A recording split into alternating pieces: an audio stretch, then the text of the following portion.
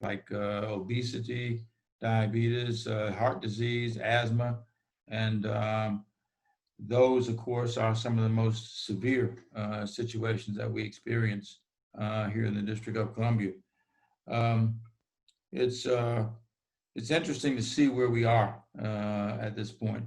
Um, and I'm pleased, and I'm going to talk a little bit about that, a real little bit, so you all can move on with the program. Um, we have only 47% of our population in the District of Columbia is African American or people of color, uh, uh, people who are Black in the District of Columbia. But when you look at COVID, we have three quarters, 75% of the residents who died in the city due to complications related to COVID-19 have been African American. I mean, you look at, I use Dr. King's quote all the time, and that is that of all the forms of inequality and injustice, injustice in healthcare is the most shocking and inhumane. And I've used that extensively to help um, help catalyze for me some of the work that I've been able to do, working with my staff, working with Jackie and others, and Mila, to try to catalyze what we're attempting to do in the city, especially on the East End in wards 7 and late, and to eliminate, if we can, these absolutely unconscionable health disparities that exist in our great city, to bring health equity, which is one of our goals, to bring health equity to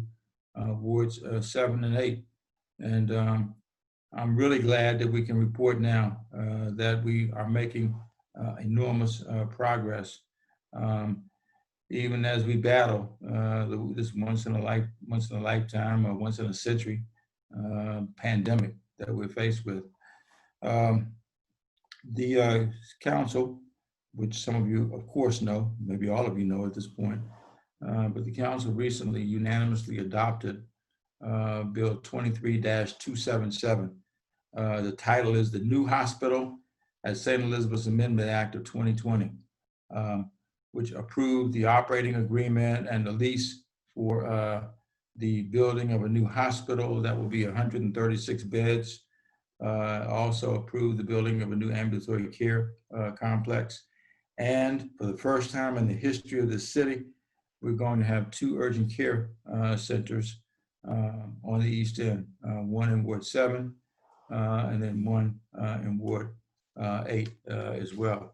In fact, the 136-bed hospital that we're building actually will be built over the next several years to be able to be expanded to a 196-bed hospital.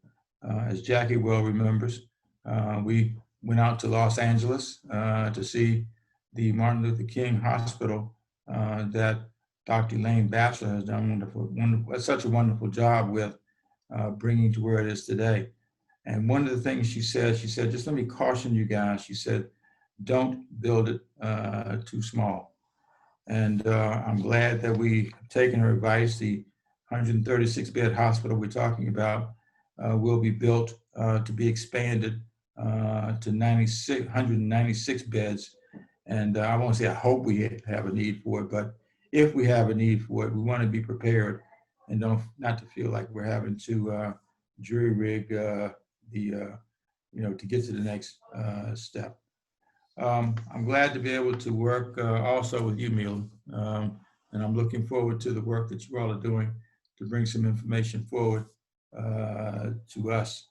I know we have 97%, and we hope it stays that way, 97% of our folks with insurance in the District of Columbia, who 97% of the people who, 97% of the people who live in the District of Columbia have health insurance. And we just want to make sure that we have places for them to be able to take full advantage of the services that we're trying to build now. And I'm looking forward to the information coming forward from the health link about how we make sure that happens for all the people who live in the District of Columbia. The new hospital that we're building will be integrated with the existing George Washington University Hospital and will serve as the catalyst for an interconnected healthcare system of emergency care, of urgent care, which I've already mentioned, specialty care, ambulatory care, primary care, and medical offices, some of which are going to be built while we are building the new hospital as well. I'm going to continue to work closely also with Deputy Mayor Wayne Turnage, who some of you will know, and will remember. Wayne was actually, when I was mayor, we hired him. I hired Wayne as the head of our Director of Healthcare Finance. And the job that he was asked to do was a monumental one. And it's pretty amazing, the work that he has done to get us to where we are today with the milestones that we have established and been able to hit. The new hospital will be available. It will be close to 4 years that it will take to get that done. And for those who are wondering, the existing United Medical Center will continue to operate on Southern Avenue in the District of Columbia, and it will be replaced by the new hospital once it's completed. The healthcare system that we're envisioning will ensure that we follow science to fight COVID-19 and keep our residents safe. We're going to work to reduce opioid addiction, which continues to be a problem in the District of Columbia.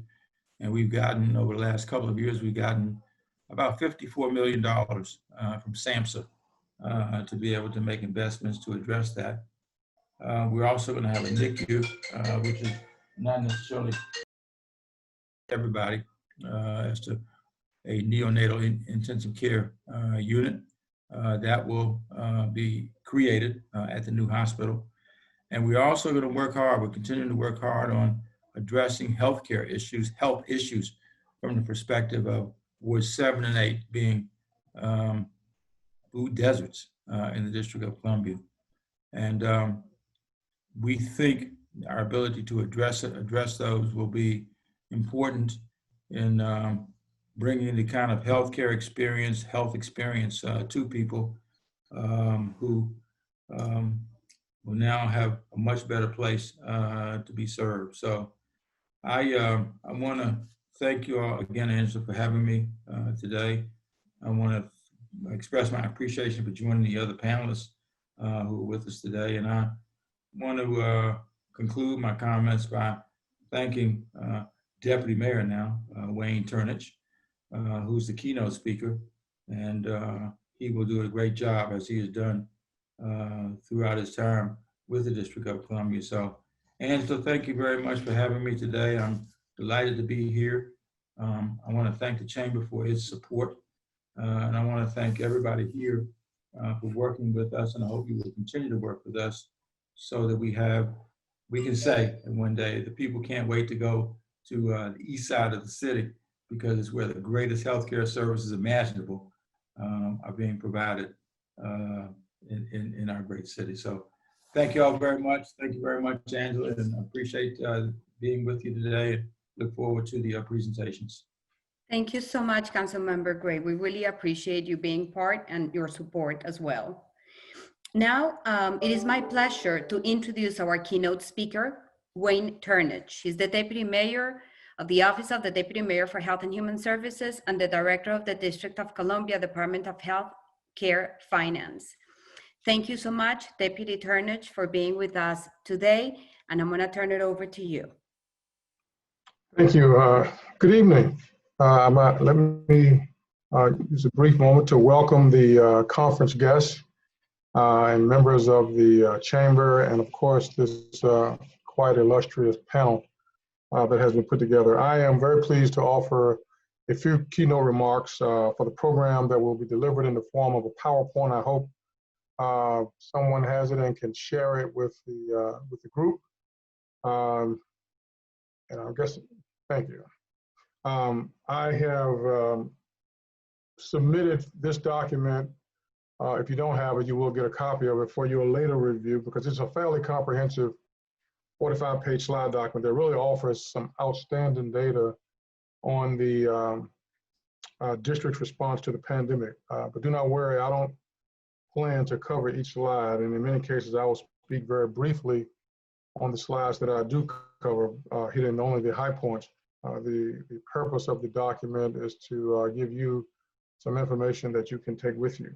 My focus will be on, if you go to slide 2, my focus will be on 2 major points. One is, or topics. One is the district's, what I believe was a very impressive response to the pandemic, and I will reflect on some of the early case trends and the budget impacts. And then the last section will look at the current status of the response and what our next steps are, sort of where we are headed.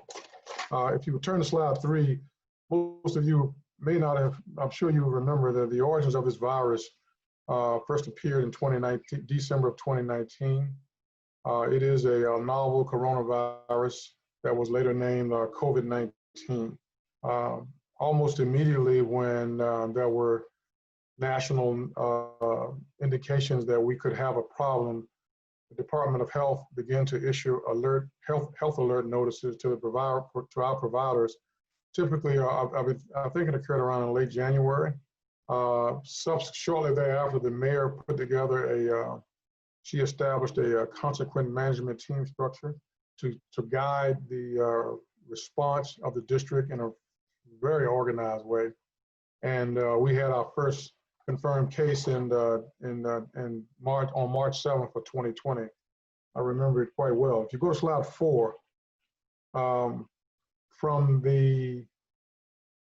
March 7th to over the next 3 months, the district have reported cases that exceeded 8,000 persons as being COVID positive. If you can, as this data show, the rate of infection was highest in Ward 4, with the highest rate of infections among the Hispanic population. Wards 2 and 3 had the lowest rate of infection, and then on a per capita basis, I suspect that you can look at Ward 8 and Ward 5 coming in with similarly high rates. If you go to slide 5, this is an excellent timeline that overlays on the period from roughly March to September, one of the major activities that characterized either the district's response or some of the activities that occurred in the shadows of this pandemic. I would note that as I stated earlier, the first case was on March 7th. By April 30th, after one case, we were averaging, our peak daily case was 335 cases on April 30th.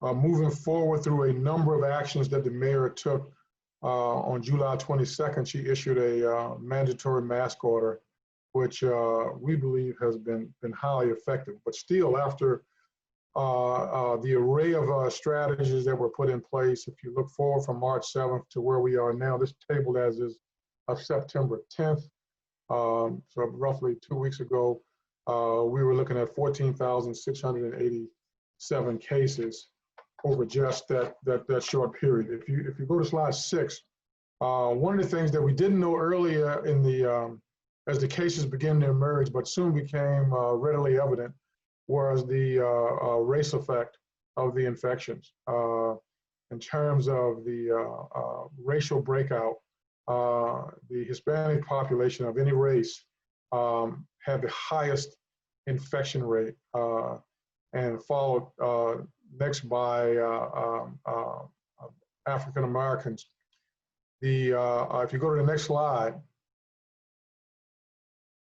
you will see that from this infection rate, came the very unfortunate news about the number about the growing death rate from the period of March 24 through this is from March 24 through July of 25. As you can see, based on those high infection rates, blacks were a total of 438 blacks died from COVID during that time period compared to 79 Hispanics. You asked the question, why was the infection rate, first of all, so high among Hispanics and blacks?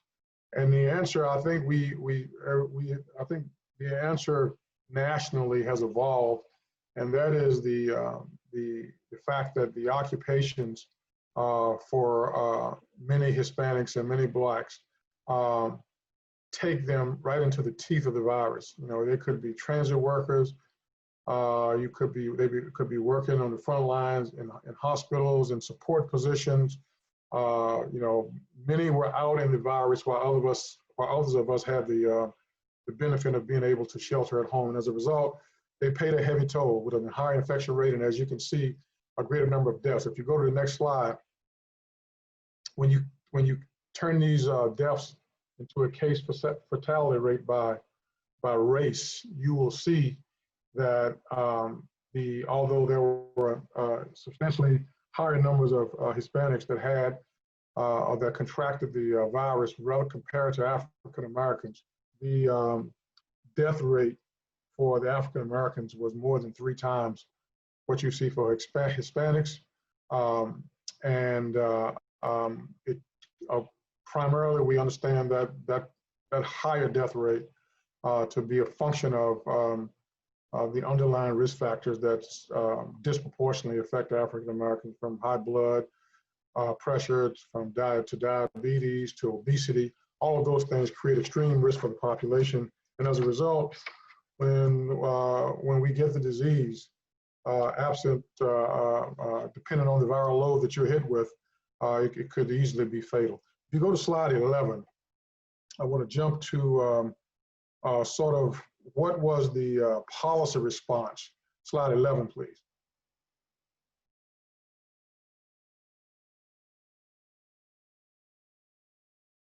So the question is, what was the policy response by the district government? And I think the best way to think of this response is to look at, if you look at this illustration and work clockwise, it will give you some indication of how the district has organized its resources and attacked this pandemic. Starting clockwise, working with to the left of the graphic, we had a number of major public health interventions: the stay-at-home orders from the mayor, the mandatory mask orders, and the social distancing requirements from the mayor. And then the Department of Health put out an expansive list of community guidelines for persons living in congregate settings, for frontline workers, for home care workers, just a detailed list of how you stay safe as best you can, given that you had to work in the pandemic. If you move to the right, you will see that probably as rapid as anybody else, any other jurisdiction in the country, we aggressively set up a program of testing using 3 mass testing sites. We had 8 firehouses working. We had 3 mobile serology sites. I think one of them just closed. And then there were 27 congregate care sites set up for testing. The goal was to get as many people tested as possible and turn around those tests as rapidly as we could. We ended up, as of the time that I put this document together, we had tested almost 200,000 district residents.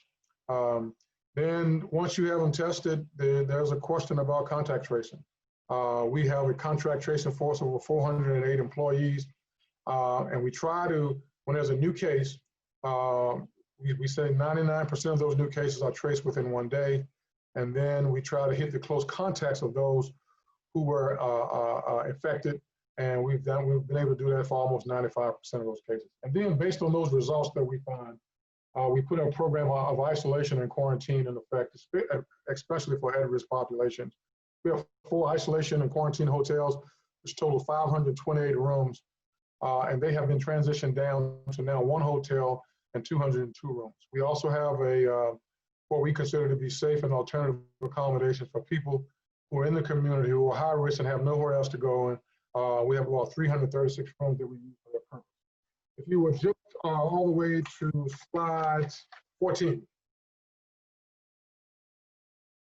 A huge issue with this pandemic is hospital capacity. If you saw the rather macabre setting in New York City, where people were basically almost dying in the emergency room because the hospitals were just overrun, as they were losing 2,000 and 3,000 people per day.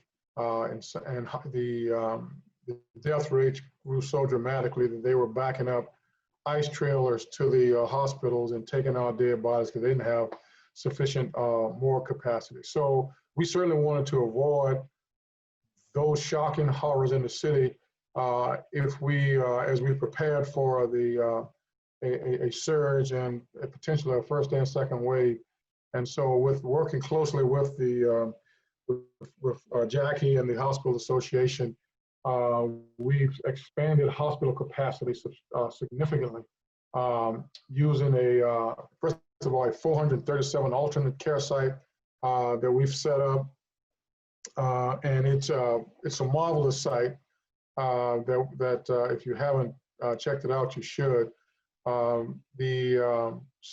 In addition to having that alternative care site, we've worked with DCHA to create surge capacity of additional 1,500 beds, and that is 1,500 beds over the current census of near 2,500. In addition, we had the capacity for 360 bodies in 6 trailers, and they operated for 63 days while we evaluated where things were going. So we felt we adequately covered what was a major problem in many cities and still haunted Texas and Arkansas and Arizona as late as last month. We were ready for it at no small expense, and we are still ready. Hopefully we never have to use any of that surge capacity, because it would mean that we are in some trouble with respect to inspections and infections spiking. If you go to the next slide, one of the things that was very evident to us very quickly into this, when we got quickly into the pandemic, was that we had to expand the support that we were providing to feed people. You're talking about schools closing, kids who eat at school would have to be fed. You had senior meals that were delivered, that were served out of the wellness centers and day centers. We were shutting those down. So we had to convert a lot of the senior meals to delivery and home delivery kits. During the course of the pandemic thus far, we have distributed over 70,000 grocery boxes across 13 sites citywide. And we have home delivery kits that include food boxes, hygiene, and we have some boxes for people in isolation. So that was a huge step that we had to take, and I think it has been very successful. If you go to the next slide,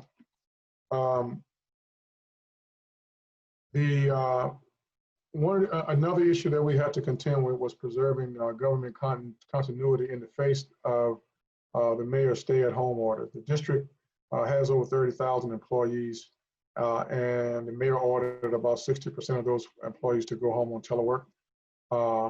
At the same time, we had to continue to support 23 call center operations, where they established over 20,000 learning devices for students and provide internet access for up to 25,000 homes. We had to do this in a very creative way. We didn't want to penalize staff who were working at home under the old rules pre-COVID. If you were working at home and your kids were there, you had to take leave. We obviously got rid of that because many kids had nowhere to go. But while some employees were allowed to stay home, we used over now it'll be over 2,300, nearly 2,400 employees are being detailed for specific functions. Some of them are unique to certain functions of government, and we have detailed 2,000 employees for the upcoming election. So this has been a significant logistical issue, and in addition to the movement of humans, we had to also work with the supply chain for any number of assets and information technology. We had 3 new warehouses that were streamlined to create an inventory of the assets we need to respond to the pandemic. We spent over $151 million on goods and services, and with respect to CBE, about 66 million of those dollars went to CBEs. So these were very important and very necessary strategies that were pursued going forward. If you go to the next slide quickly. One of the immediate things we did was to recognize that the last thing we wanted in this environment was to have people struggle to get themselves recertified if they were on Medicaid or Alliance or the Immigrant Children's Program, or struggle with a new application. So we essentially, working with the federal government and DC government, we waived a lot of the eligibility requirements that, basically some documentation requirements that we waived. We waived the requirements for you having to report changes. We allowed you to instead of having these complex documentation requirements, we allow beneficiaries to self-attest as to whether or not they have legitimate documents. For the Alliance, a big issue is a face-to-face interview they have to do every 6 months. We waive that. And same thing on the Immigrant Children's Program. We extended their eligibility for kids automatically, and we waived their family's requirement to report changes that would ordinarily affect their eligibility status. If you go to the next slide, one thing we are especially proud of, and I think Dr. Elliott is going to talk about this in the question and answer period. We knew that, I remember I got a call from Dr. Frederick from Howard fairly early in the process, and he said, we're seeing some alarming data on the utilization declines for people or for conditions such as cardiovascular conditions, diabetes. He said the drop is precipitous in the number of people who are showing up at the hospital. And at this point, he said, what this means is people are afraid to come to the hospital, and they are potentially dying at home because they're not getting treated for these very, very serious diseases that they were being regularly treated for. At the same time, there was a restriction on the use of cosmetic treatments by the hospitals. And we were fearful that some residents were reading that restriction too broadly. And so where they had legitimate needs that would require hospital attention, they were deciding to stay at home. So we had to figure out a way to give physicians some visibility into, on the Medicaid side, to our patients who were staying at home. And as you can see in January, if you looked at the beneficiary account for the people who were using expanded telehealth, it's only 1,300. And on the fee-for-service side, if you did and on the MCO side, if you counted the claims that were attributable to telehealth, it was only 1,400. Fast forward to April 20th, and you now see that there are 25,000 beneficiaries who are getting had a telehealth visit in April. We have over 75,000 claims are either fee-for-service or managed care, which is a very good thing. There's always a concern about potential misuse, fraud and abuse. But again, Dr. Elliott will speak to how valuable this is to providers and what we can do to make sure it's not being misutilized. If you go to slide 21, I want to turn now to the budget impact and our response to what was a fairly significant hit in district revenues. Clearly one of the significant features of the pandemic and the major response by the district and jurisdictions all over the country was that in order to slow this transmission, we basically had to throw the economy, slam on the brakes and throw the economy into the windshield. When you tell people they can't gather, when schools and non-essential businesses are closed, when 60% of the district employees are working from home, and when there's a broader stay-at-home order issued for the other residents, you will bring your economy to a screeching halt, which is what we did. And there was a significant cascading effect that produced a substantial loss of employment. We were not several weeks into the declared public health emergency. The district CFO, the very capable Jeff DeWitt, forecasted that we probably would lose over 100,000 jobs in what would be a rapidly retracting DC economy. And he further predicted that the employment levels would not fully recover until the summer of 2021, when the White House was basically saying we would have this V-shaped recovery. If you turn to the next slide, if you go to slide 22, the impact of what Jeff predicted on the district's revenue was substantial. As you can see, in the fiscal year that we are currently in, we lost $722 million, and in the projected finances for the next budget of fiscal year 21, we expect to lose another $750 million. So that is a lot of money. And the way we tried to deal with this, and I think we dealt with it very effectively. If you go to slide 23, now think about this loss of revenue, and then think about an additional $1 billion of COVID costs projected being laid on top of the loss of revenue. And also think about the fact that the Congress started with the Senate and then certainly embraced by the president, basically stiffed the district out of $750 million. So that is those are some punishing countervailing pressures that make it very difficult to put together a budget. But what we did was we maximized federal funding. By accessing $495 million in CARES funding, we pursued $266 million in federal grants. There's another $128 million that we've submitted to FEMA. That would hopefully, if they reimburse us, that would be $128 million out of $200 million. And we tapped the financial reserves. Then C.A. Young, working with Virginia Reed, would put together an amazing budget using $260 million of contingency and about $213 million of fiscal stabilization funds. Go to the next slide. As I stated, the recovery is clearly underway, but it is at a much lower rate than the economy decline. If you look at there are two graphs on this page. The top graph shows you what happened to employment, and the bottom part of that graph shows you what happened to consumer spending. Now, notice the precipitous drop in activity for both employment and consumer spending from February to April.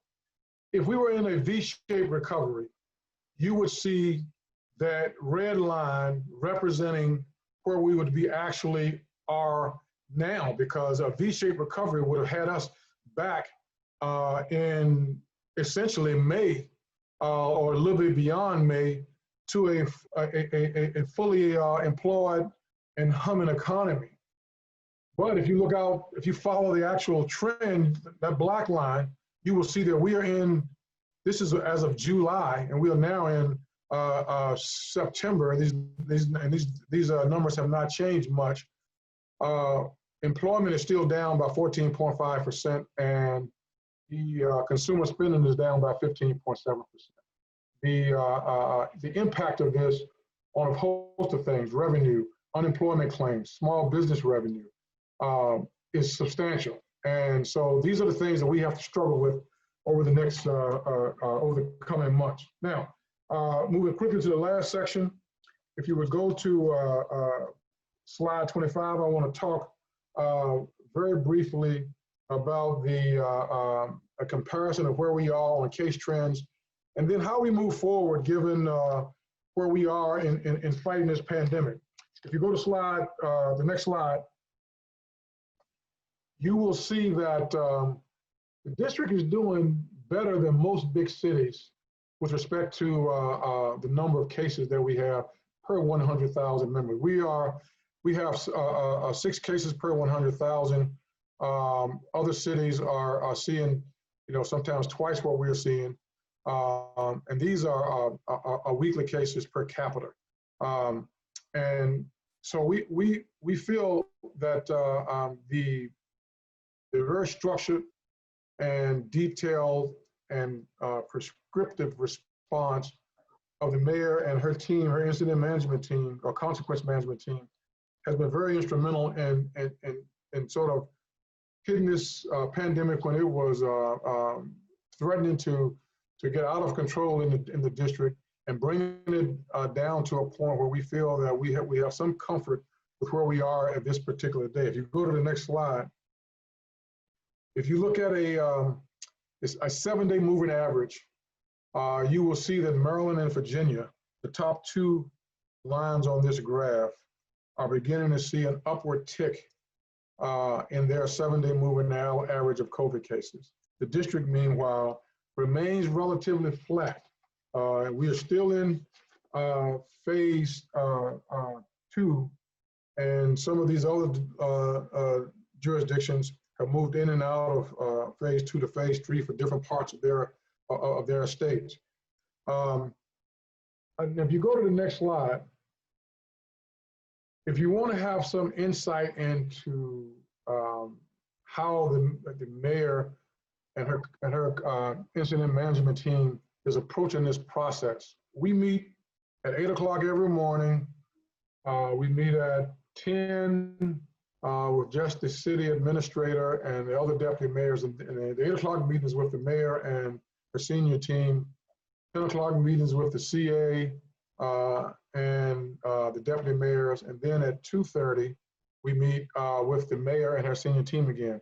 The mayor's meetings occur every day, and I think it was for the first 2 months of the pandemic, it was a 7-day process. So what we're doing in those meetings is basically relying upon the expert analysis that's provided to us by DC Health. What we try to do is as shown on this slide, we've established 4 major categories in which metrics have been developed to guide our decision makings. The metrics are assigned to each of these categories, and then we examine these metrics against specific standards that indicate whether the values for those metrics are indicative of minimal, moderate, or substantial community spread. For some metrics, the issue is not community spread, it's more about whether or not we have capacity, or adequate capacity on the hospital system side and the level of engagement for the DC health system. And for those metrics, the thresholds are insufficient, moderate, or sufficient capacity. So what happens is the mayor works with the director of DC Health. We have vigorous discussions about these data, what they are telling us, and we are regularly evaluating the efficacy of the district's response and deciding whether or not it's time to move to the next phase of the reopening. I have enclosed for your review on the next 23 slides. I'm obviously not going to go over those, but I'm telling you, it is incredible data. It shows you how the district, what the trends are for the district on each of these metrics, and it shows you how we compare to whether or not we are minimal, moderate, or substantial, sufficient, moderate, or insufficient. And it gives you a guide for where we are and where the mayor might go next, given what some of these data show. So I would encourage you to review these next 23 slides at your leisure. And certainly if you have questions, you can always call me. You can also call Dr. Nesbitt, but she would probably hang up on you and tell you she has better things to do. You call Wayne. So, but I am more than happy to take any calls you have about these data, because they have done an incredible job. And I tip my hat to Dr. Nesbitt and her team. They have just been outstanding. And I dare say, I don't think there's any jurisdiction in the country that has done as good of a job as Dr. Nesbitt and her team. They work very hard. They work sometimes deep into the night, and that's why they sometimes have little patience with constituent outreach at this time. But you can always call me. I work deep into the night too, but I'm not as under as much pressure as Dr. Nesbitt and her data team. So I'm more than willing to answer any questions. And that concludes my presentation. I want to thank you for listening. I hope it gives you some framework for how we're tackling this major problem. And with the mayor's reopen DC committee, we hope to use these data, use the recommendations of that committee to one day open the district in a much more smarter way to hopefully rebound and bring the economy back. Thank you for your time. Thank you so much, Deputy Mayor. Incredible information. Thank you so much. Now I would like to, for our panel discussion, please join me in welcoming our partner, Director Mila Kaufman, Executive Director of the DC Health Benefit Exchange Authority, and whom I had the pleasure of working for 3 years and learning so much from. So thank you, Mila, so much for joining us, and I'll turn it over to you. Thank you, Angela, and congratulations on your new role. We miss you. The Chamber is doing great things under your leadership, and it is always a pleasure to speak to the DC Chamber members, and we appreciate the partnership between the Chamber and DC HealthLink. And now in these challenging times, we see even more how our local business community and the healthcare sector are essential to our survival. The Health Benefit Exchange Authority is responsible for DC HealthLink, the Affordable Care Act's online health insurance marketplace in DC. We proudly serve more than 5,100 district small businesses and nonprofits, covering about 80,000 employees and dependents, and nearly 20,000 residents, including self-employed residents with individual health insurance. When COVID hit, we immediately looked for ways to help residents get insured and stay insured. We opened enrollment to enable uninsured residents to enroll in health insurance right away without waiting until the start of the next open enrollment. We allowed employers to offer group coverage without a minimum contribution to premium. And to help employers struggling with premium payments, we gave employers an automatic deferment of premiums, 60 days from when the public health emergency ends. And employers have 1 year to pay back owed premiums without interest or fees. And we're not terminating coverage for non-payment. We also worked with the health plans to provide free telemedicine for all care, not just COVID care, to our enrollees for a period of time. And COVID diagnosis, testing, and care is free to our customers. And just a shout out to CareFirst, Blue Cross Blue Shield, as well as United Healthcare. They both gave our employers covered through DC HealthLink more than $4 million in premium relief this summer. Like for many of you, our goal is to eliminate barriers to care and help residents and employers get insured and stay insured, which brings us to today.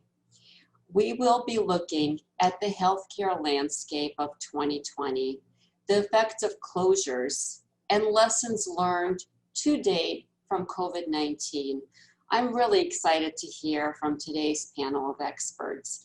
You've already heard from Deputy Mayor for Health and Human Services, Wayne Turnage, who is also the Director of the Department of Healthcare Finance. Other panel members include Neil Alpert. Neil is the President and Executive Director of the Downtown DC BID.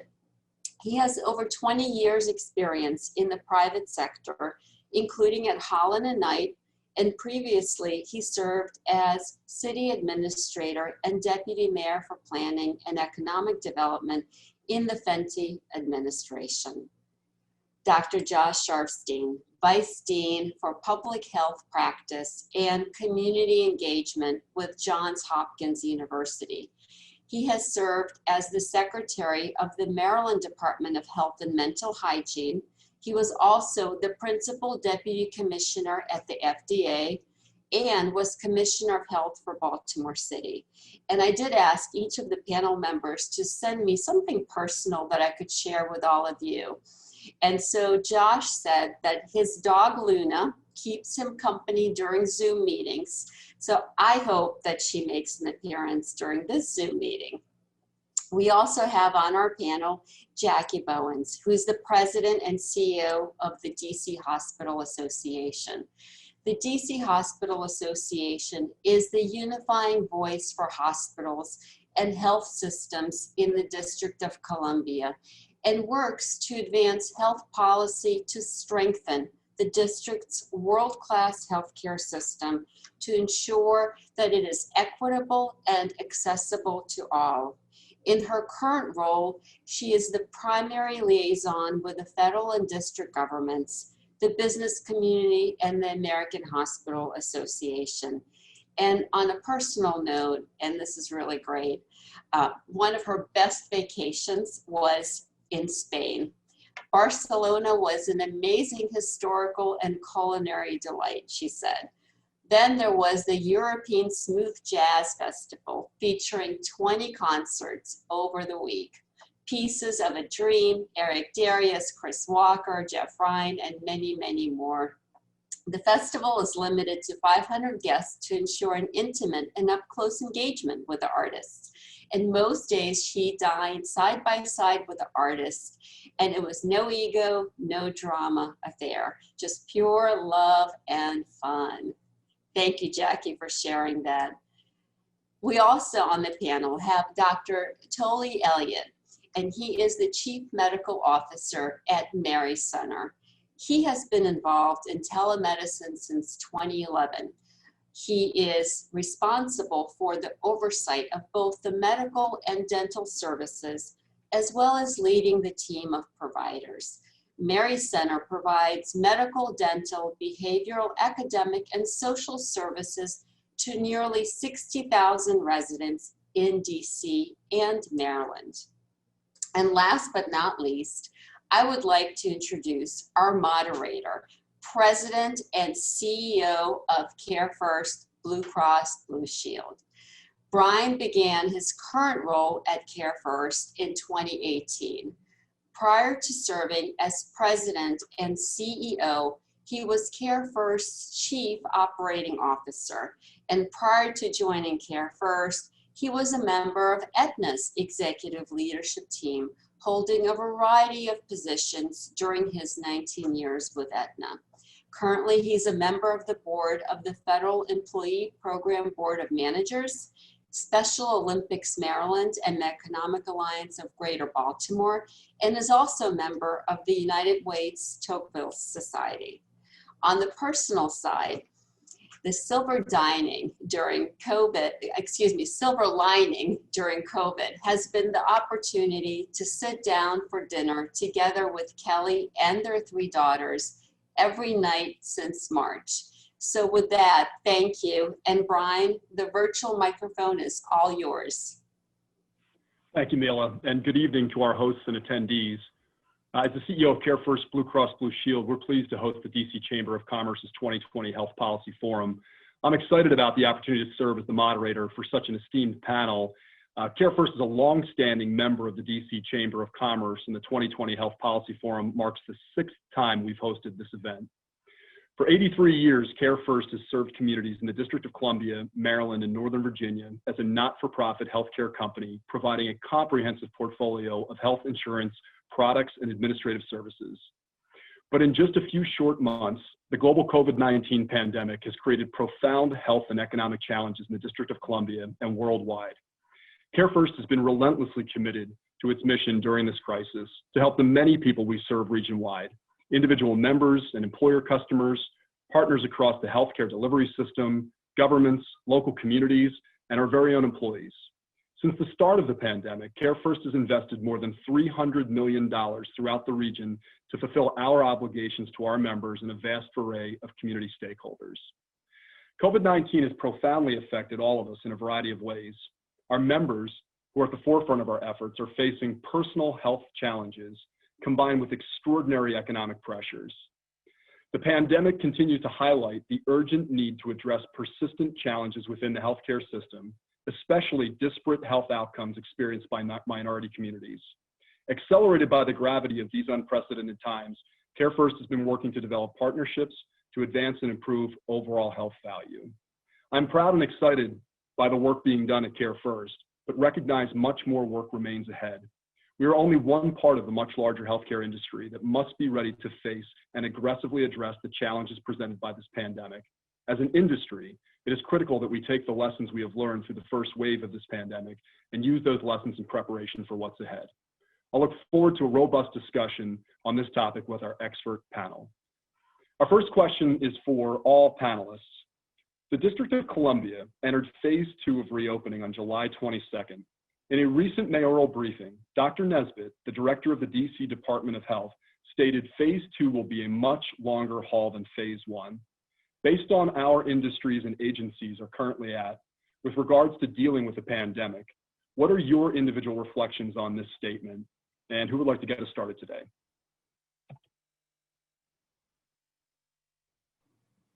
I'll get started. And again, want to thank everyone for the opportunity to participate. I would say from the hospital's perspective, it really doesn't matter what phase we're in. I think our ongoing commitment is to make sure that we are always at the ready with respect to ensuring that our hospitals are not only welcoming environments, but they are most importantly safe for patients, for visitors, and for staff. So we are constantly focused there. But in addition, as many folks have talked about, we also want to make sure that we are constantly in an environment of educating the community around not delaying care. What we've seen is, and as the Deputy Mayor spoke to earlier, is we had an environment of fear and concern around whether or not hospitals would be safe. And certainly given the disproportionate amount of poor health for our community, constantly reinforcing and elevating that message around access, welcoming environment, that our hospitals are safe, whether we're in phase 1 or phase 2 or phase 3, that has to be top of mind for us. So I think that's the thing we continue to focus in on, is not delaying care, and that the hospitals are safe and welcoming, and building trust, particularly in communities of color, that they should not delay their care. Dr. Sharfstein. Sure, thank you. And first of all, let me just thank you for having me in this discussion. And let me just say I was so impressed by the presentation by Mr. Turnage, as I've been impressed generally by DC's response. I think, every deputy mayor gets to brag about his or her city, but in this case, it is very much warranted. I think DC has done a very strong job, and we've seen examples from all across the country about just how hard it is to do what DC has done. I think just as a couple examples, the dashboard that is in DC is so clear and focused. It really aligns all the different efforts of all these different groups for what needs to happen. It's very clear about what it means to shift from one phase to another, and it's measuring the right things. It's one of the only city dashboards that's really looking at some really critical success metrics for contact tracing.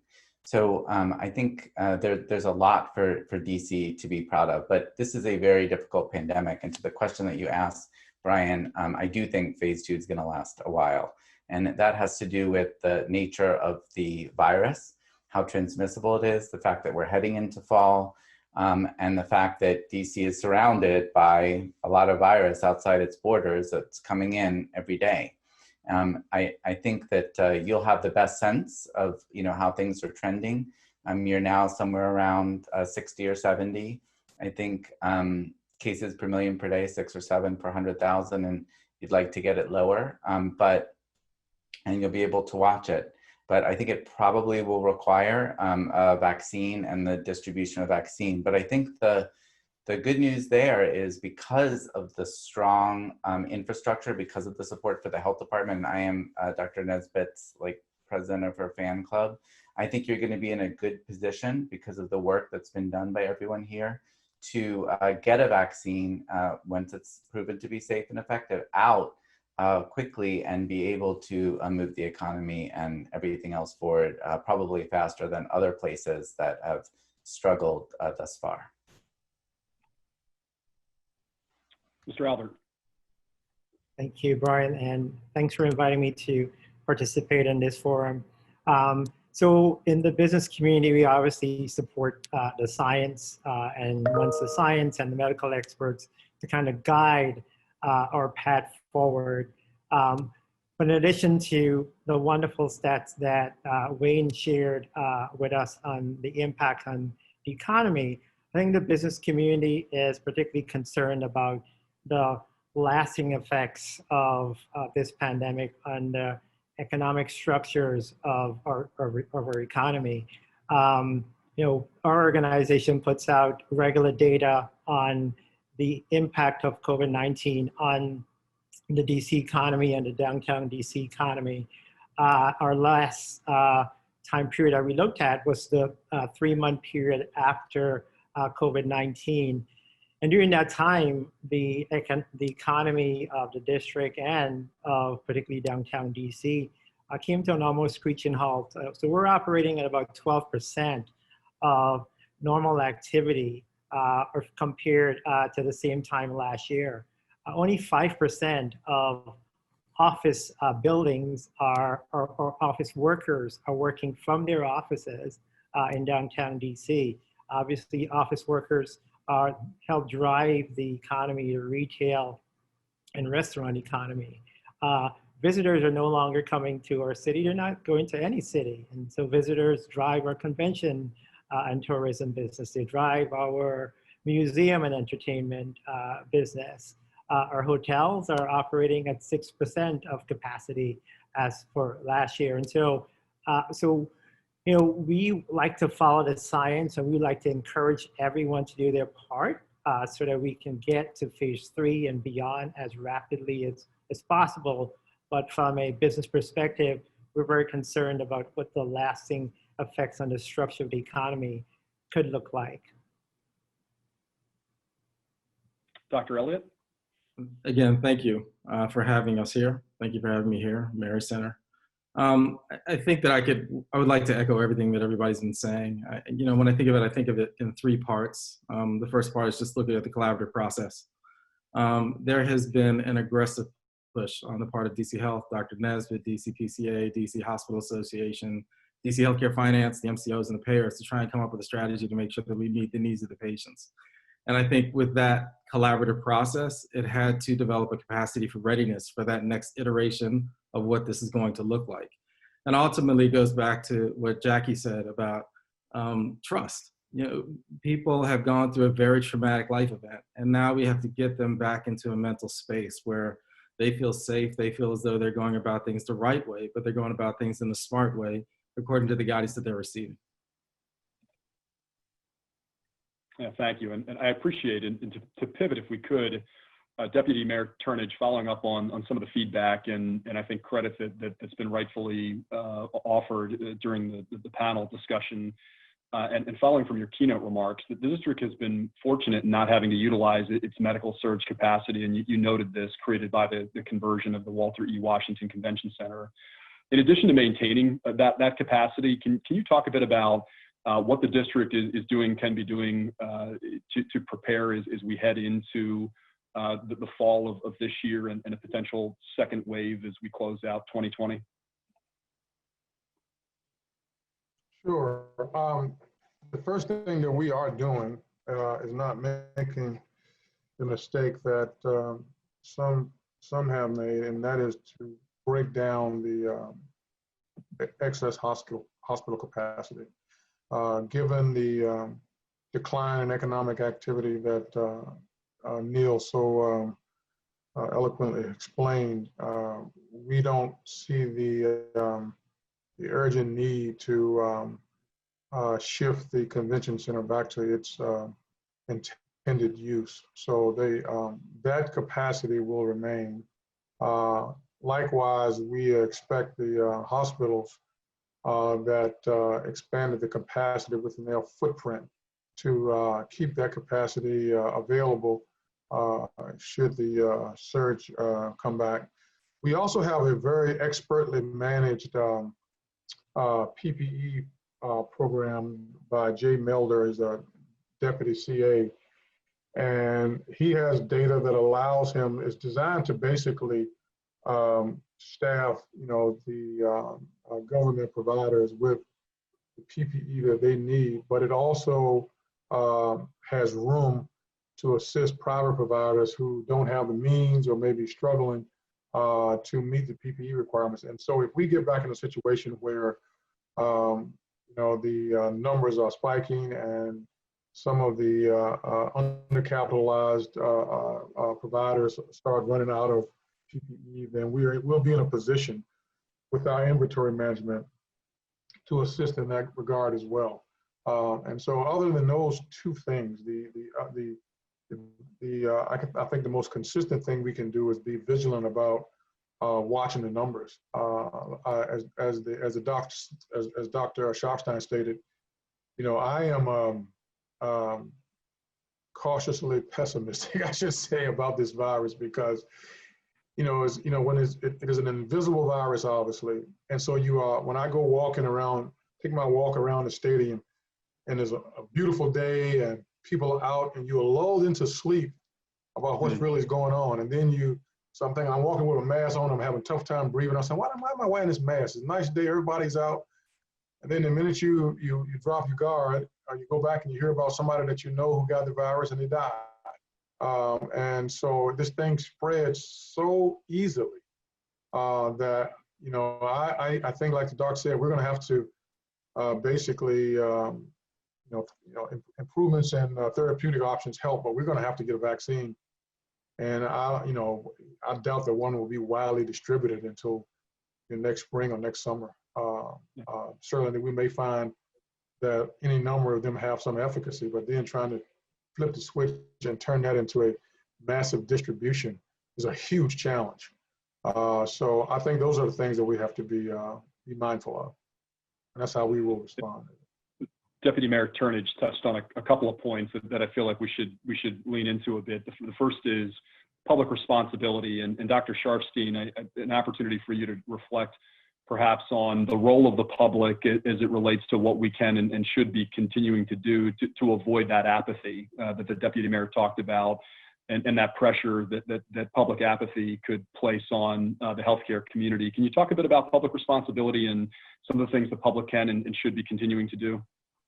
Sure. I think one of the other things that was clear is the support from the DC Council and the mayor, very consistent messaging, not a lot of public fights over whether anyone should put on a mask, which you see in other places, has really helped DC, very clear messaging. I think the key things for individuals include wearing masks, keeping distance, washing their hands, avoiding crowds, avoiding indoor crowds, not going to parties, not holding big indoor parties, all those kinds of things, and really adjusting to a different way of life. I mean, we may be wearing masks for another year before we get enough of vaccine coverage to really, go back.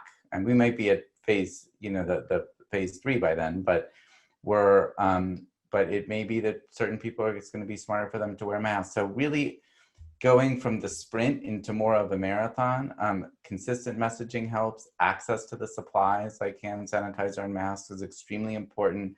And really, creating the general culture, peer pressure, and norm for these basic hygienic steps for the virus are really, really important. That's why we see people are looking like, how is it possible that some of these countries in Asia have had such low rates of infection and death? One of the reasons is because they had faced SARS before, people were really ready to take all these different steps. Mask wearing was like immediately all the masks went on.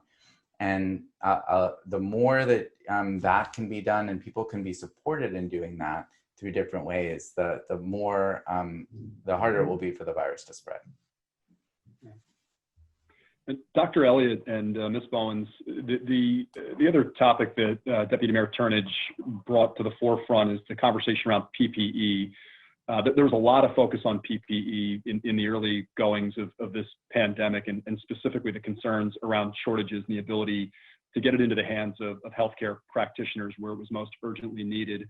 Can you reflect a bit from a hospital's perspective and from an individual provider perspective? Where are we today in terms of the availability of PPE, and what are your thoughts or concerns about where that's headed over the course of the next several months? And maybe Ms. Bowens, you could kick us off, and Dr. Elliott could share a provider perspective as well.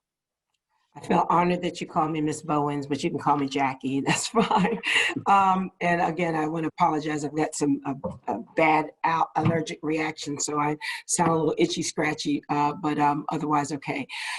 Yeah, I mean, I think that it goes without saying that we had this national issue around supply chain and PPE, particularly, moving from an environment where largely PPE was utilized by healthcare workers, and given lack of awareness around folks' status, we had major demands. And then there was inconsistent around the supply chain and, who had access and who didn't. So I would say one of the great lessons learned around this process is certainly one around how do we make sure that there's PPE across the continuum.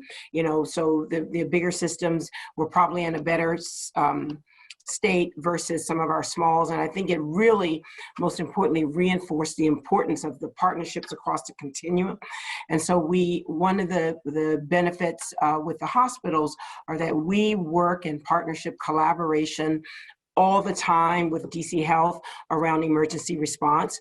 So the pandemic was not, there was not this big learning curve in terms of establishing relationships with DC Health around our partnerships for access to PPE. Those systems were in place with DC Health. Those systems were also in place across the hospitals where there were systems that allowed, when folks were short, to be able to help each other out beyond the systems.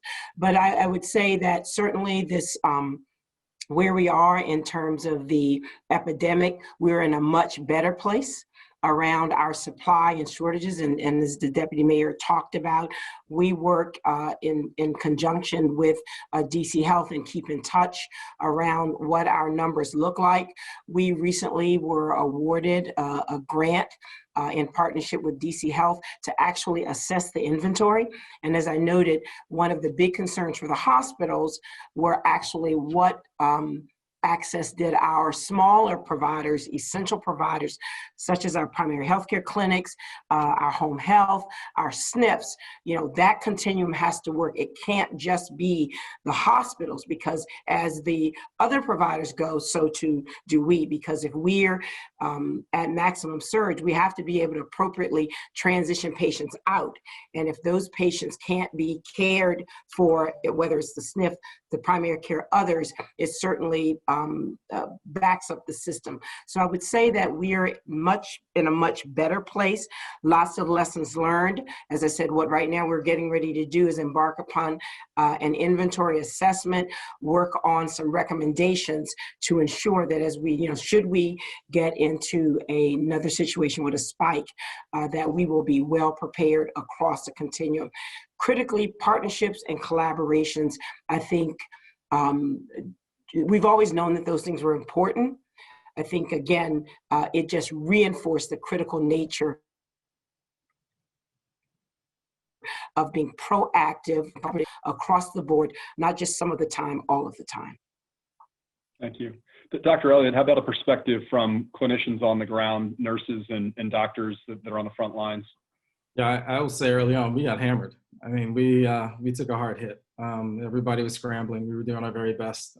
Definitely reaching out to fellow clinics, reaching out to a multitude of vendors. I think that Ms. Bowens has stated correctly that we need to work together with the hospitals. DC Health has done a very good job of making sure that there is an inventory, there's an assessment, there's a status as to where we are, how we're going to be prepared. But I think the biggest thing is that the lessons are learned, not necessarily to stockpile, but to be cognizantly aware of what is necessary coming forward, so you don't put other providers at a disadvantage. You want to make sure that this is a collaborative process. It serves no purpose if the group down the street is struggling with PPEs, yet we have them all in our closet somewhere. So I think that's the biggest part right there. I want to shift gears and come back to Mr. Albert. You touched on the effects that this is having in the business community from an economic perspective. The Bowser administration has supported small businesses in a variety of ways since the start of the pandemic. For instance, during phase 1 of reopening, the administration supported DC small businesses by making free personal protective equipment and starter kits available. Distribution of these kits was facilitated in partnership with the business improvement districts and Main Street organizations. In what ways has the role of business improvement districts and businesses evolved since the beginning of the pandemic? Yeah, that's a very good question. And as you mentioned, the Bowser administration has been a good partner with businesses in trying to provide them with some PPE, which has been scarce as they reopened into phase 2. And so earlier this spring, sometime around April, we were able to, as groups of bids and Main Streets, distribute about 2,000 what we call care package kits. So many businesses were able to get, about 1,500 disposable disposable masks, which were, were hard to get.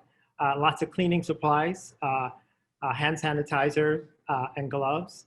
But in addition to that, the Bowser administration has been supportive of small businesses with a $33 million grant program, which they really pivoted quickly to put in place until small businesses were able to cushion some of the impact of the reduced revenue from those grant sources. And I know this is a health forum, but another thing that I think the administration did a good job at was really putting out timely information to small businesses on the federal supports that were available. So, local businesses were able to take advantage of about $2 billion in the payroll protection program, which will serve them well for the short term. But my bid and other bids have been forced to evolve the way that they operate to support the businesses, which is the reason why we exist. And so we, in addition to providing, being a conduit for PPEs that were available from the District of Columbia government, we're working with our business leaders and the support agencies to use the public sidewalks and streets to accommodate the expansion of restaurants and other retailers. Folks are not excited about coming back into restaurants.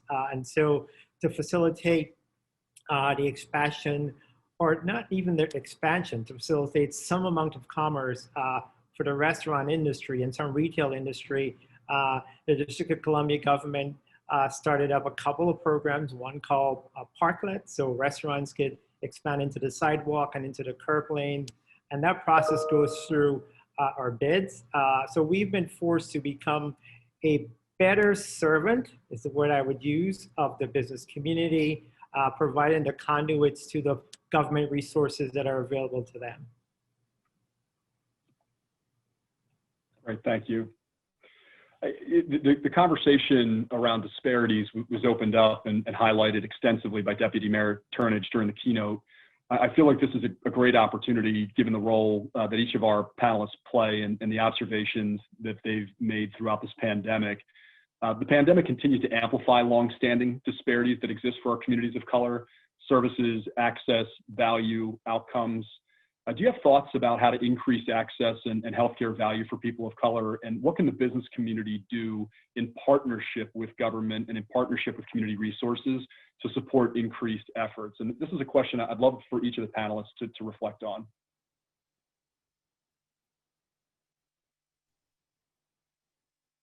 Dr. Elliott? Yeah, I mean, for me, access, I'm pretty bullish on telemedicine. And so I think that it's not meant to downplay or reduce the capacity to provide care to individuals, but we found far too many individuals who were without care once everything shut down. And I think that we need to definitely promote that as a venue. I think that we need to be very aware of how we use that. I think that you need to embrace the capacity for individuals to get transportation and means to transportation across town when they need to get to that hospital. Fortunately, as Councilmember Gray said, there's going to be something, but that's 4 years down the road, and we need to do something now. And we need to make sure that these women who are impacted, who are pregnant, who are having horrible outcomes, we are there for them, and we can get them to the care that they need. And so I think the biggest thing right there is make sure that we still continue to embrace what got us through phase one, what's going to get us through phase two, and what will be the new norm moving forward. Dr. Sharfstein, how about from a public health perspective? What does it look like to rebuild, reopen better from a healthcare perspective in addressing inequity and disparities? Sure. Well, a couple thoughts. One is, if you think about the things that had to be done differently because the system just wasn't ready to reach certain communities, you know, it's really important to keep those investments there. And just, you know, some examples, like to the extent that you created new testing sites, that's kind of a sign that it wasn't that easy for people to get to where the old testing sites were, and that should be kept stable. The contact tracing workforce, you know, the ability to go out and reach people, the 400 people that have been put to this, which is amazing.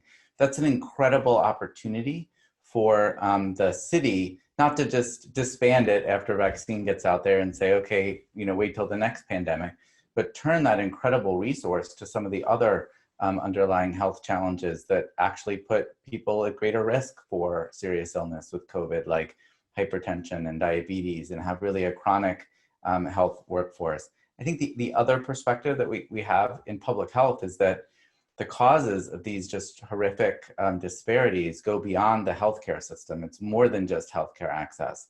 It has to do with things like how low-wage workers are able to be protected. And that's just a core issue for the business community, making sure that your workers are protected at every income level. It has to do with food access and really figuring out whether, you know, when this ends and the heroic efforts of the team in DC to provide extra food goes away. We know in cities like DC or Baltimore, there's an enormous amount of food insecurity that puts people at risk for all kinds of serious problems.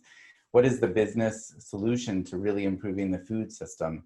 There's similar questions for housing and transportation. I think the opportunity over the next few months is to find, you know, ways to rethink some of these systems that make short-term progress for COVID, but long-term progress for some of the underlying inequities that are really the reason that so many extra people are getting sick and even dying.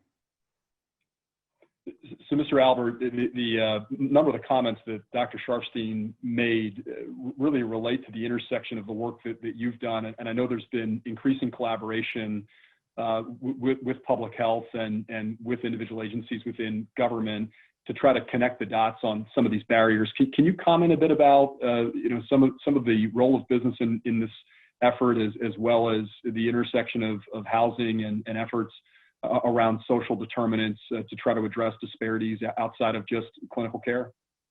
Yeah, I'm happy to do so. So part of what I do for a living is provide services to people experiencing homelessness on the streets here in downtown DC. And about 2 years ago, we stood up a drop-in center for people who are experiencing homelessness. So pre-COVID, we were serving about 150 people a day in a 13,000 square foot facility. Obviously, that would be a crucible for COVID. And so we had to shift the services outdoors to continue to provide mainly food services for folks experiencing homelessness, but also to make sure that they could continue to benefit from some of the medical and other social needs that they had. And so the ability, and the government has been a really fantastic partner. And I know you guys have been singing the praises of this government all afternoon, but it's really true. So at a time when we needed to pivot to serve the most vulnerable of our population, the the administration pivoted with us. And so we said, we want to bring our services outside under tents. Can you help us find the infrastructure to do so? So I think part of addressing the disparity, particularly for folks in the lowest round of social strata in our city, is having a government that listens to the people and the providers and adjusts. I also happen to chair the board of our public housing authority here in Washington, D.C. And some of, again, our most vulnerable citizens live in public housing, and they have, some of the worst health outcomes, some of the health outcomes and pathologies that you just described. But we had to pivot to continue to address their needs. So forming partnerships with providers like yours, but also providing the services using the technology that's available. And so what does that mean? It means ramping up the technology access that residents have, resident families have. So kids are returning to school or have returned to school over the last few days. Almost all schools in DC are virtual.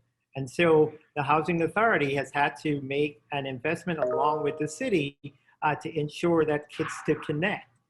Many of you may have kids. You know how difficult it is to make a living, be a provider for your family, but also educate your kids. And so listening to the needs of the individuals that we serve became a big focus for us, and providing the technologies to support them was one of the ways we wanted to be able to address the disparities that exist. Yeah, it's incredible, the ecosystem effort that's been put forth here, and it's interesting when I hear the conversation about the job that the district has done, and I would agree that the district's done a fantastic job in coordinating across many different constituents. There's the realization that the district exists as part of a regional ecosystem as well. And before we open it up for a Q&A with the audience, I'm curious to get all the panelists' reaction on a two-part question. Earlier this month, Governor Larry Hogan gave the green light for Maryland to enter into its next stage of recovery, stating that stage 3 will be implemented in multiple phases with a flexible, community-based approach that empowers individual jurisdictions to make decisions regarding timing of reopening, so really localizing the process. And this is a two-part question for the panelists, and I'm curious, first, in what ways do you see the decisions of neighboring jurisdictions, both Maryland and Northern Virginia, impacting DC's ongoing response to COVID? And second, what would you encourage us to consider as we wrap this discussion up today regarding the district's decision as to when and how to move to the next phase? How do we manage that tension of public health concern and economic pressure as we move to the next phase of decision making? So happy to jump in. So probably Wayne knows this better than all of us, since he is more connected to the government than any of us right now. But we're such an interconnected region that fully reopening up one part of the DC region affects the district, whether or not we choose to reopen. So as a good example, many of our teachers and municipal workers reside in Maryland and Virginia. They have the similar childcare and healthcare needs that residents of the District of Columbia have. And so I think it's important that there continues to be a real coordinated strategy to reopening. I like the fact that the governor of Maryland has given local jurisdictions some amount of leeway in deciding when and how to open up, particularly the close-in suburbs to Washington, D.C., because I think they're going to be impacting our numbers just as much as residents of D.C. are going to be impacting our COVID numbers. So just encouraging that coordination among the leadership of the region will be what I would say is most important. I'd like to add to that. I mean, I think that, and the deputy mayor certainly is aware of this, is that, in the, as the region, we're regional providers. The majority of hospitals are regional providers. Significant numbers of inpatients come from the surrounding communities, the largest being Maryland. And as the deputy mayor spoke to our capacity, that capacity isn't just, when you're looking at those numbers, it's for the region. And so when we have situations when they make decisions in Maryland and Virginia, and particularly if they're not exercising the same level of engagement around safety as we are in the district, it causes concern. So if Montgomery County or Prince George's County move forward and they were at a higher infection rate, that certainly is going to have a big impact on our hospital capacity. So watching that's important. But on the other hand, as the region moves forward on non-emergent procedures, as the deputy mayor noted, we locked down on non-emergent procedures that had a major impact on the economics of the hospitals. And when the region was going ahead and moving forward, that caused a tremendous amount of tension. And so for us, I just want to echo Mr. Albert's comments, is that it really is very much important because we are regional providers, and it's very, very important that to the extent possible that there is communication, coordination and on all aspects of it. And it caused a tremendous amount of tension, I will say, when there was not, I mean, I know the district worked very, very hard to try to make sure that the governors of Maryland and Virginia made decisions in concert with the region, but there were some concerns and there were some breakdowns there. And so I'm going to be very, very honest that that did cause some major issues and concerns for our providers. And again, lessons learned, we hope continue to move forward, that we can do a better job around decisions, particularly as those that health decisions around providers. I would just add that the way that this is rolled out in Maryland is not a textbook public health example, because the governor is saying one thing, he's sort of saying that the localities can contradict him. It's getting a little bit confusing, I think, for people in Maryland. Some people are hearing from the governor and saying, I don't know why I can't go to a crowded bar, and it's just creating more tension. And I think that is not ultimately helping the regional challenge that's here. Working closely though with the neighboring counties, I think DC can, put itself in the best possible position. But, moving forward, you'd hope that there'd be a lot of coordination at every level of government to have really good, consistent messaging. I think that the other point to make is that what's keeping people from really going out and spending money is the virus, as more than it is the specific restrictions on the list. And there may be some tinkering to do as more evidence comes out that people were really worried about haircuts, and then the evidence came out that actually if you wear a mask, it's very, very safe to have a haircut. So as more evidence comes out, they may lead to some tinkering. But fundamentally, it's control of the virus that gives people confidence to go out and spend money, and their sense of the future. They'll buy things for the future if they really think things are moving in the right direction. So I think the work that DC has done is really against the virus is a long-term investment for people to feel more confident. And really, when that starts to turn, you'll see the economy picking up, hopefully. No, I kind of look at it the way I would look if I was looking at a patient I took care of. If I had a large incision I had to sew up, I'm not going to take those stitches out right away. I'm going to give it a chance to heal and recover. If I start taking the stitches out inappropriately, if the wound will become infected, the patient might end up back in that hospital. And so I think it's extremely important, just like those stitches come together to hold that wound together, everything is there in alignment to promote healing and effective resolution of what brought that person under my care. And so I think in this situation, as has been stated, we are all a part of the same region. And we all need to be in alignment. We all need to be in a cohesive understanding as to how we're going to heal together uniformly, to make sure that we don't stumble along the way, to make sure that we don't have these catastrophic events. For, as of right now, we have 200,000 deaths nationwide. And so it is extremely important that we don't look at ourselves as the single stitch that can come undone and everything will be fine. We need to recognize that we all rely on each other. That's a great message. Deputy Mayor Turnage, your last word on this, the importance of coordination across jurisdictions and what you see from inside DC government as the key considerations for the go-forward position in the district in terms of how we make decisions and how we balance these concerns?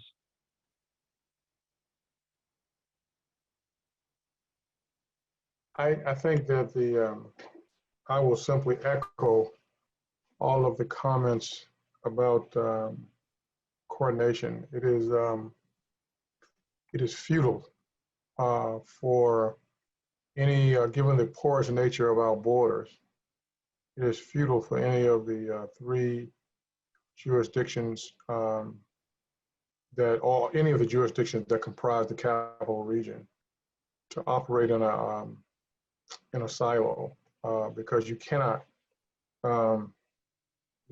build borders that don't allow the virus in if your neighbors are struggling with community spread. You just can't. So it's important that we act in unison as much as possible. The second question is a much more difficult one. The tension between opening the economy, perhaps injudiciously, and fighting the virus is inescapable. And the purists on both sides, in my judgment, I won't call them extremists, are wrong. If we have a impenetrable lockdown that lasts until we get a vaccine, which could be next summer, there won't be anything left to come back to from an economic standpoint. And I don't know who's going to pay the bills, but if one of the reasons the district has been able to do so much is because the business community is footing the bill. And we've gotten a lot of help from the government, obviously, and the business community is footing their bill. So there has to be some communication, some understanding from the business community about what the mayors and the governors are struggling with and why they're struggling with it. And then maybe some interaction between the two entities that allows them to come to some common ground about what can we do in either sector without jeopardizing the other. But that has to be informed by data, and it has to be informed by expertise on both sides. And because if each side goes into their corner and operates and advocates for an extreme position, we are going to lose. And we end up giving voice to people like our president, who wants to turn us to a border war when it should not be. So. Yeah, powerful message in moving forward from a position of data and with empathy and understanding. And I believe more of that will be necessary. Before we turn it over to Q&A from the audience, I just wanted to offer a personal thanks to our panelists for their time and deep insights on this important topic. And even more importantly, having seen it firsthand across this panel, for the countless hours and days and weeks that they themselves have personally committed to this effort. Deputy Mayor Turnage reflected on the incredible effort of Dr. Nesbitt, which is certainly true. But I happen to know personally that each person on this panel today is committed their own share of time and energy to the benefit of the district and the people of the district. And I just want to thank them for that. I know that effort is ongoing, and that each of us still has a role to play in this, and just appreciate the sentiments shared today as well as the insights shared today. Our questions that have come in from the audience, and this is for Deputy Mayor Turnage. Chamber members in the health IT sector are interested in working with the district on the new hospital contract.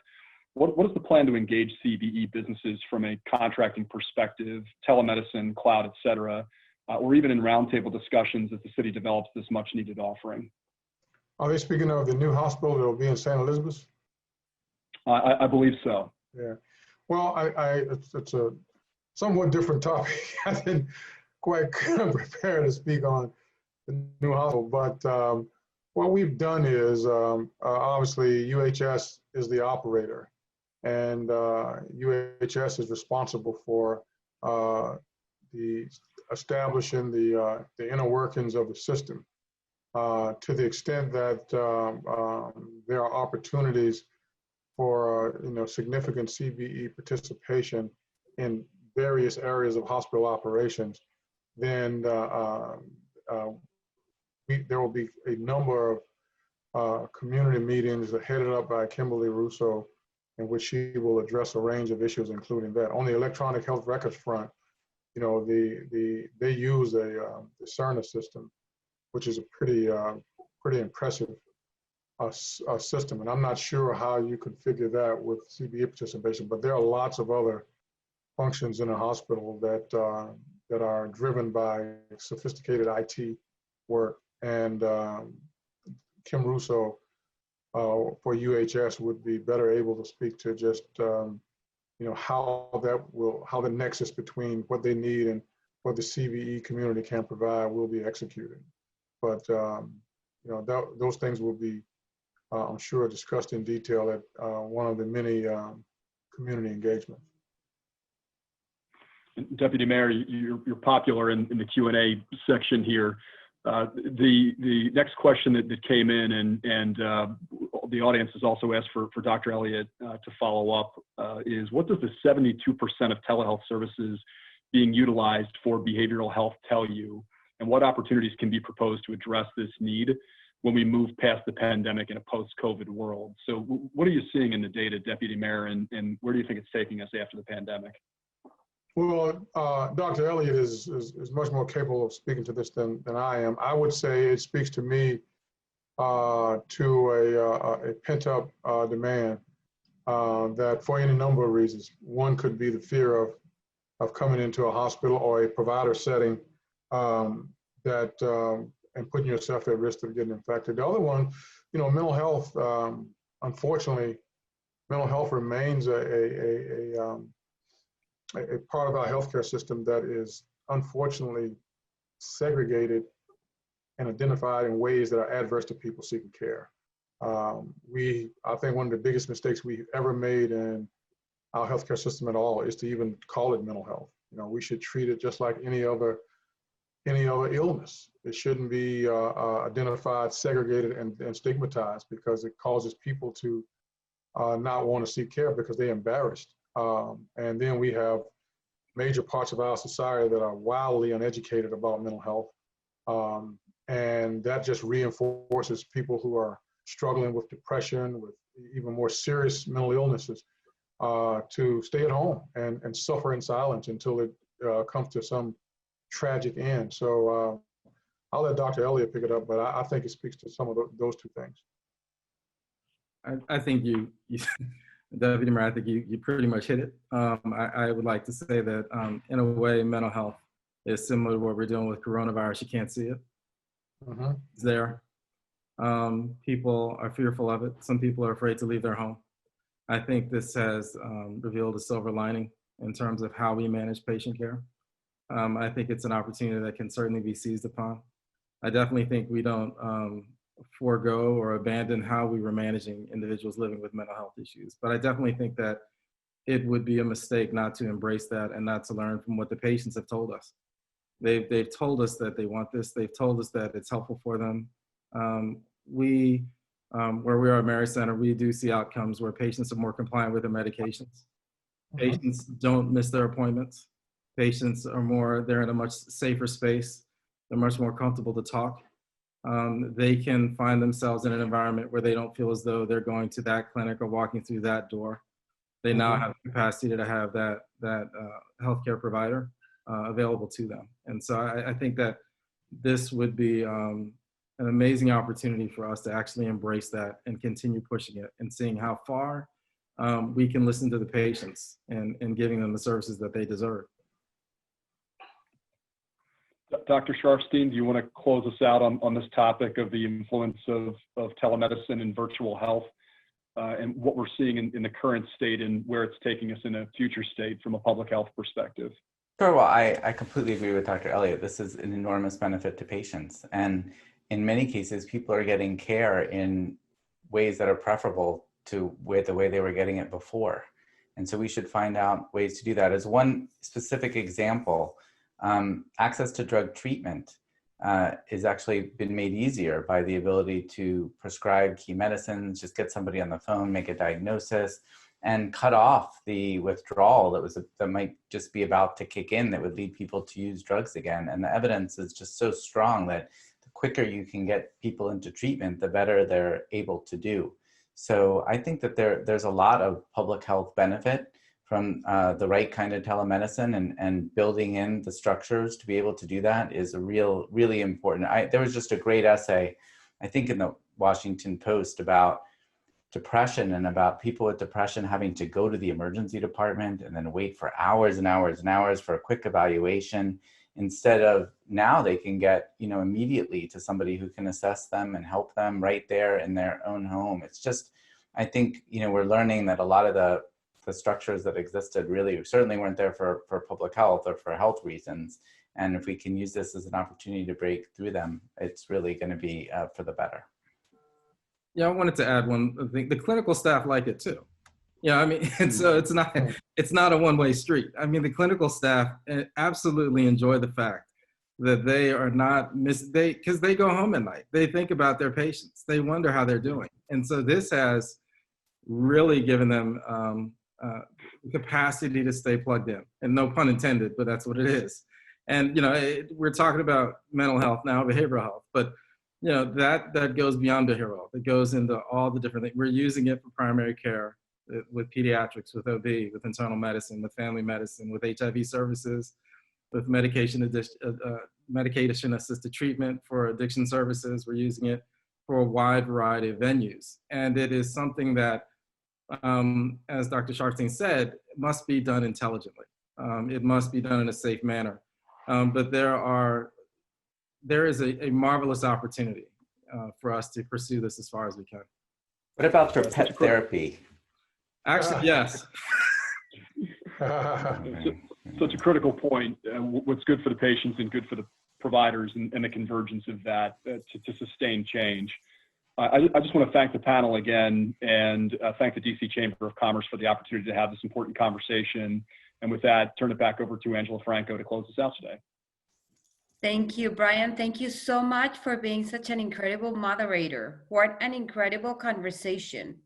To Jackie and Neil, Dr. Elliott, Deputy Mayor Turnage, and Dr. Josh, thank you so much. It was really, really amazing, incredible information, and just makes us even more aware of the responsibility that we have as individuals. And, in my case, representing the DC Chamber, I feel even more responsible, to work with government and with our business community in finding, ways to work this through together. So thank you very much. I would like to, we hope to see you next month at the DC Chamber State of the District and the Region Conference on Friday, October 2nd. It's gonna be from 9 a.m. to 1:30. For the past few years, we have gotten together and we had different conversations around, the state of economic development, business, health, education, and the region. You can visit our website at dcchamber.org. And I also want to take this opportunity to thank the staff at the Chamber. Working remotely in an organization like this is not easy. So thank you so much to the staff, to Natalie, Erica, Janie, Lucky, Margaret Singleton that is joining us this morning, and Linda Corey. Thank you so much. And with that, we're gonna close the event. You saw the agenda for the State of the District. And again, to our panelists and to you, Brian, thank you again very much. Thank you. Have a great afternoon, a great evening.